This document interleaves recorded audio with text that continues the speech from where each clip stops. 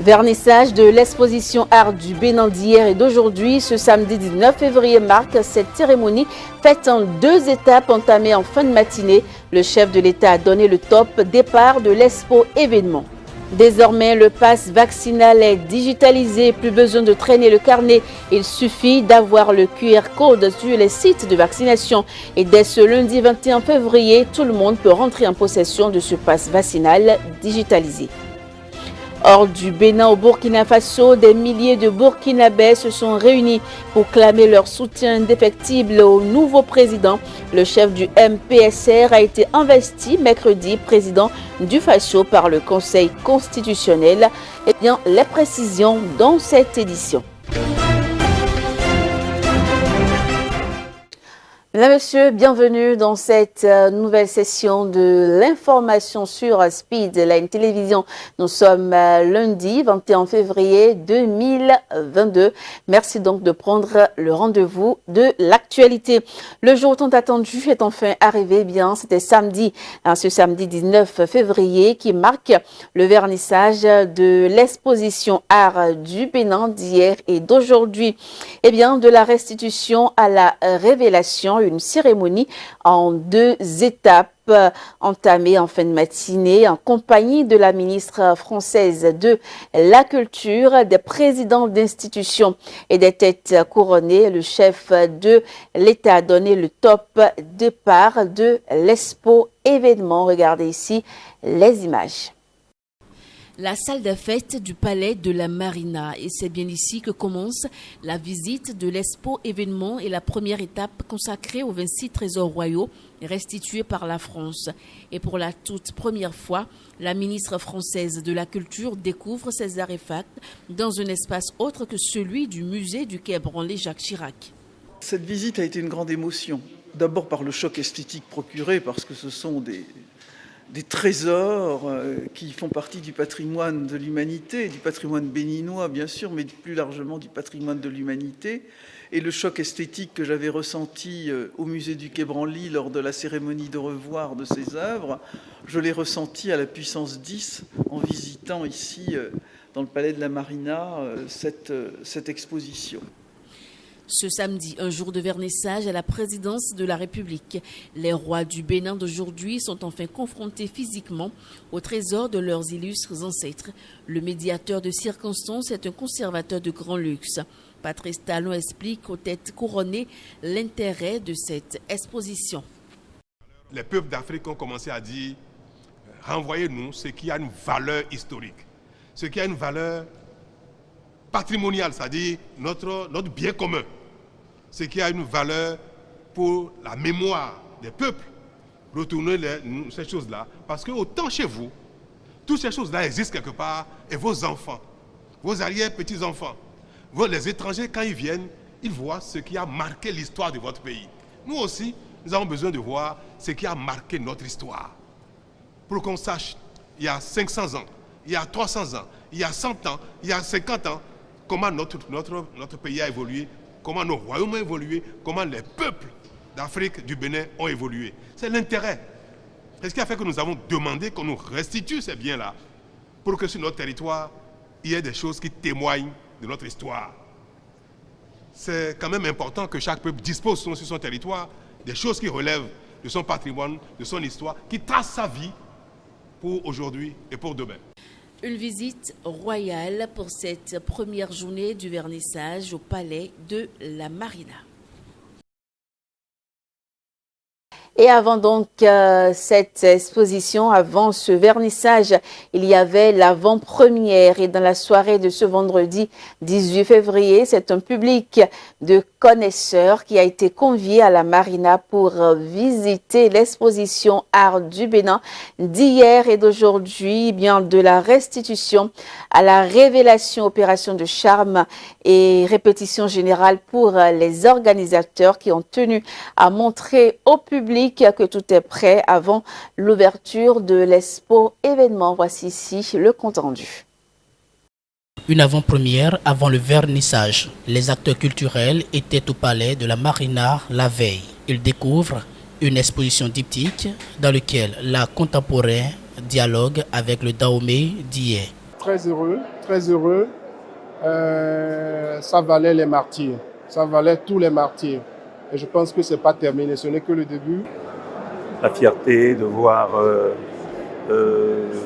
tous ces talents exposés et surtout notre patrimoine, je dirais, rapatrié au Bénin. Depuis le début de la réalisation de l'œuvre. Et aujourd'hui, je dis merci déjà au monde de mes ancêtres parce qu'ils ont permis quand même que l'œuvre puisse être déjà au pays. Ça, j'applaudis. J'ai très peu exposé, bien que je sois découvert, c'est-à-dire on est venu me découvrir au Bénin, et j'ai pas beaucoup exposé au Bénin. Sauf que j'ai exposé une fois. Pour moi, c'est je ne sais même pas comment le dire, c'est vraiment un plaisir. Plus qu'un plaisir, si on peut trouver un autre mot. 26 œuvres des trésors royaux restituées par la France et 102 œuvres d'artistes contemporains sont exposées à la présidence de la République depuis le 20 février 2022. Les œuvres sont exposées dans une salle reliée à une autre, la salle de fête à la salle de peuple. L'exposition durera 3 mois au palais de la Marina. Et dans la soirée de ce samedi 19 février 2022, le président de la République a prononcé son discours d'ouverture de l'exposition. Et dans ses propos, Patrice Talon est largement revenu sur les enjeux de la restitution du patrimoine africain, mais également sur le nécessaire besoin de la circulation des biens culturels. Je vous propose de suivre ici un extrait de ses propos. La puissance spirituelle de l'armée du temps. Il y en avait 3. Voilà le Bénin révélé. Il est là, le Bénin révélé. Devant une telle grandeur de notre passé, de tant de génie de notre présent, et une telle certitude de ce que nous serons demain, mais il n'y a aucun mot, aucun propos qui vaut. Aucun discours ne mérite d'être prononcé. Je ne sais pas quoi vous dire. Je vibre d'émotions, de fierté et de foi en ce que nous fûmes, en ce que nous sommes et en ce que nous serons. Les 26 œuvres que les autorités françaises, exécutifs, législatifs et même le peuple français, ils ont tous voulu nous restituer dans le cadre de la coopération, sont certes le début d'une dynamique, mais c'est déjà beaucoup, en ce que c'est un tabou qui a été vaincu. Le reste sera aisé. Parce que ce n'est plus un sujet, ce n'est plus une préoccupation de savoir si c'est possible ou pas. Nous avons fait l'essentiel. Certes, nous n'allons pas nous arrêter là, parce qu'il y a encore beaucoup d'autres qui sont le symbole de notre histoire, de notre identité, et qui pour nous devraient revenir ici compléter l'éventail de ce que notre histoire aura laissé comme trace pour nous, pour nos enfants, nos arrière-petits-enfants. Nous allons donc continuer de discuter, de négocier avec les autorités françaises pour que certaines d'entre elles reviennent pour compléter ce qui est à côté que nous venons de voir. Nous n'avons pas vocation à tout prendre. Je l'ai dit hier, ce serait même bien pour nous que certaines restent dans les musées français, européens, les musées du monde, pour que les visiteurs qui n'auront pas l'occasion de venir au Bénin découvrent aussi que le Bénin existe à travers nos œuvres dans les musées des autres pays. Le monde est ouvert, il faut être présent partout. Nous ne dirons pas que tout ce qui nous appartient doit rester au Bénin. Ce n'est pas même dans notre intérêt. Mais certaines qui ont une valeur emblématique, mémorielle, historique pour nous. Moi, j'ai eu chaque fois devant certaines œuvres, toutes les fois d'ailleurs, la chair de poule. Et je crois que je risque de venir ici tous les soirs pendant les 3 mois d'exposition pour contempler, découvrir détail après détail ce que chaque œuvre possède comme richesse, comme génie. Donc on a le temps de venir calmement, sereinement, découvrir et contempler aussi bien les œuvres anciennes qui sont arrivées que les contemporaines. Elles sont toutes magnifiques, extraordinaires. Et la ministre française de la Culture est arrivée à Cotonou ce samedi 19 février. Eh bien, Roselyne Bachelot est venue vivre avec les Béninois l'ouverture officielle de l'exposition des œuvres culturelles retrocédées par la France au Bénin. À son arrivée, elle est reçue en audience par le chef de l'État. On suit ici sa déclaration à la sortie du tête-à-tête avec Patrice Talon. C'était une rencontre placée sous le signe de l'amitié. J'avais rencontré le président Talon à l'Élysée quand nous avions signé avec Jean-Michel Abimbola l'accord intergouvernemental. Et ce qui m'a frappé dans la visite que j'ai rendue au président Talon et dans l'audience qu'il a bien voulu m'accorder, c'est que nous avons la même vision de la culture. C'est-à-dire que la culture ne doit pas être un objet d'une identité nationale rétrécie, mais au contraire d'une identité d'ouverture.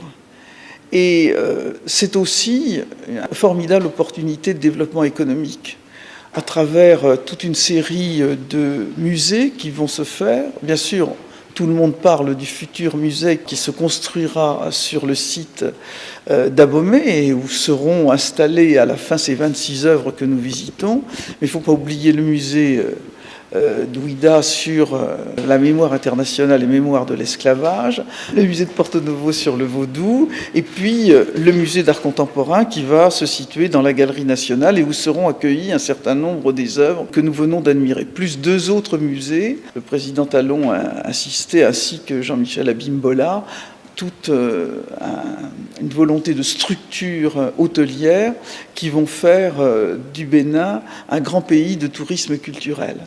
Et donc, c'est de tout cela que nous avons parlé avec le président Talon, c'est-à-dire cette notion de démocratisation de la culture, de ressources économiques tout à fait considérables, de développement. Et c'était un entretien à la fois très amical, très cordial.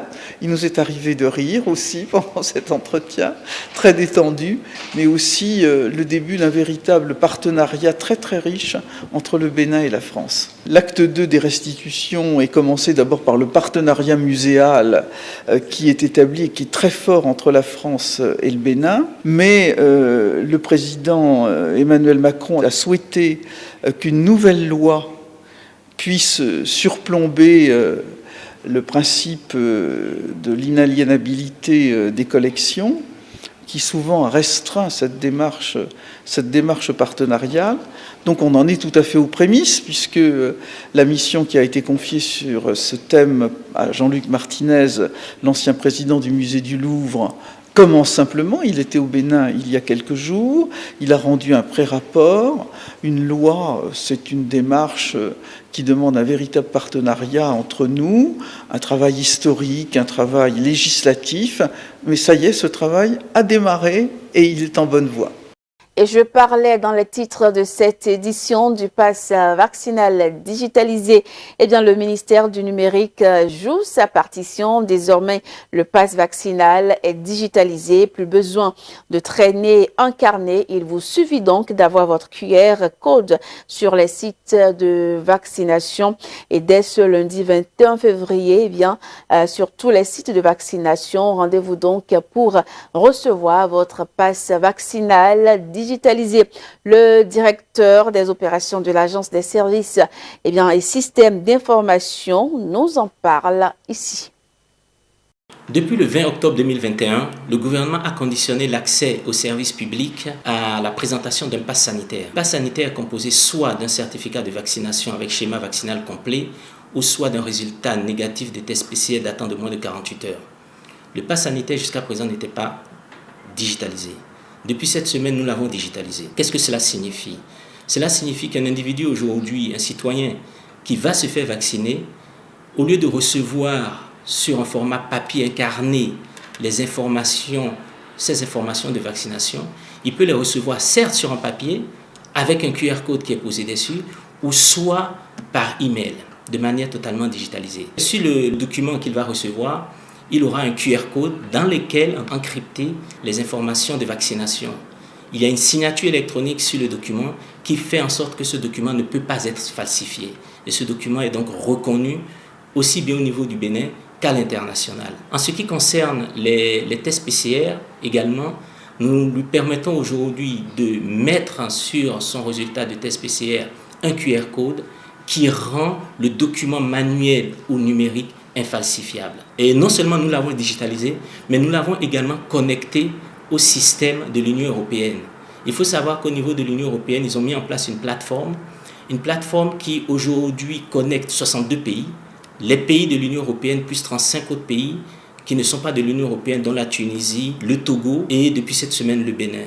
Cela permet à un citoyen béninois qui arrive, qui voyage, qui va en Tunisie, en Italie, en France ou même au Togo voisin, d'avoir un certificat qui est reconnu dans ces pays-là, qui est reconnu équivalent comme les certificats délivrés par ces pays-là. Et nous reconnaissons aussi de la même manière un certificat délivré par le gouvernement du Togo ou délivré par le gouvernement français, nous le reconnaissons aussi automatiquement au Bénin dans un cadre de confiance.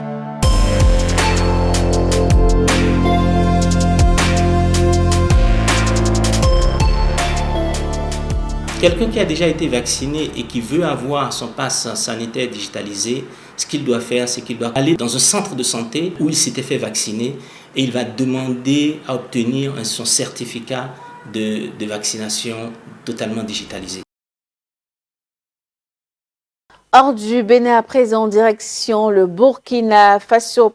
Ambiance festive à Ouagadougou. Des milliers de Burkinabés se sont réunis pour clamer leur soutien indéfectible au nouveau président vive le MPSR, l'adjointe du mouvement patriotique pour la sauvegarde et la restauration vive d'Amiba. On scandait les manifestants majoritairement vêtus de maillots blancs et jaunes à l'effigie du nouvel homme fort du pays. Le chef du MPSR a été investi mercredi président du Faso par le Conseil constitutionnel. Ambiance festive à Ouagadougou. Des milliers de Burkinabés se sont réunis pour clamer leur soutien indéfectible au nouveau président. Quelques drapeaux russes ont été brandis afin de demander une alliance dans la lutte contre le terrorisme. Le 24 janvier, le lieutenant-colonel d'Amiba prenait le pouvoir du pays en renversant le président élu Roch-Marc Christian Kaboré. Et l'Éthiopie, quant à lui, lance la production d'électricité du grand barrage sur le Nil. Le premier ministre éthiopien, Abiy Ahmed, a présidé le lancement de la production du controversé barrage. Voici ici plus de précisions dans le reportage qui suit. Lancement de la production d'électricité au grand barrage de la Renaissance. Pour l'occasion, le premier ministre éthiopien Abiy Ahmed ainsi que plusieurs autres représentants ont visité la station de production. C'est une nouvelle étape de franchie pour l'Éthiopie qui mène depuis plus de 10 ans le plus grand projet hydroélectrique d'Afrique pour un coût estimé à plus de 4 milliards de dollars. Mais le barrage suscite la controverse chez les pays voisins dépendants du Nil, n'ayant pas trouvé d'accord sur son fonctionnement. Les discussions menées avec l'aide de l'Union africaine n'ayant pas permis d'aboutir à un arrangement. Une deuxième des 13 turbines devrait être mise en service dans les prochains mois et le projet devrait arriver à son terme en 2024. L'édifice devrait doubler la production d'électricité de l'Éthiopie. L'Australie a réouvert ce lundi ses frontières extérieures à tous les touristes vaccinés, presque 2 ans après avoir imposé des restrictions sur les voyages parmi les plus sévères au monde pour lutter contre la propagation de la Covid-19. Dans cet avion, des touristes venus visiter l'Australie, une première depuis 2 ans. Le pays a rouvert ce lundi ses frontières extérieures à tous les visiteurs étrangers vaccinés 2 ans après avoir imposé des restrictions sur les voyages parmi les plus sévères au monde. Dans l'aéroport de Sydney, l'accueil est chaleureux. Certains n'ont pas vu leurs proches. depuis des années. Je vis au Canada et mes parents vivent ici. Je n'ai pas pu leur rendre visite depuis le Covid. Donc je reviens pour une visite familiale. Pour certains, les frontières se sont ouvertes juste à temps pour un mariage. Oh mon Dieu, nous avons tant de fois essayé de venir et le fait que vous ayez ouvert les frontières juste à temps, littéralement 3 jours avant le mariage, c'est incroyable. Dès l'annonce, nous avons réservé. C'est incroyable, c'est surréaliste. Seule zone pour l'instant inaccessible aux touristes, l'Australie occidentale, où la stratégie zéro Covid est en vigueur. Mais cet État s'ouvrira le 3 mars aux visiteurs. Et en parlant toujours de la Covid-19, l'Angleterre fait également l'actualité. La reine Elisabeth II, âgée de 95 ans, est testée positive au Covid-19, mais ne présente que des symptômes légers, suscitant inquiétude et veut de prompt rétablissement. Suivez plutôt. I'm here. La reine Elisabeth II positive au Covid-19, cette annonce de Buckingham ce dimanche a suscité inquiétude et messages de soutien. Âgée de 95 ans et triplement vaccinée, la souveraine n'aurait pour l'instant que des symptômes légers, semblables à ceux d'un rhume. Le Premier ministre Boris Johnson, qui avait passé plusieurs jours en soins intensifs à cause du Covid il y a 2 ans, lui a souhaité un prompt rétablissement et un retour rapide à une bonne santé éclatante. Message similaire de la part du chef du Parti travailliste.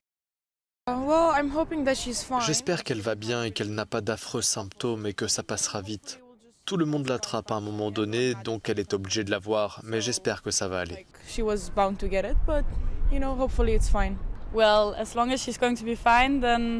Tant qu'elle va bien, qu'elle n'est pas avec tout le monde et qu'elle gère la situation, ça va.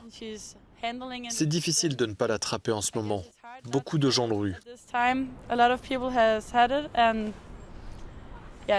Tant qu'elle ne sera pas gravement malade, tout ira bien.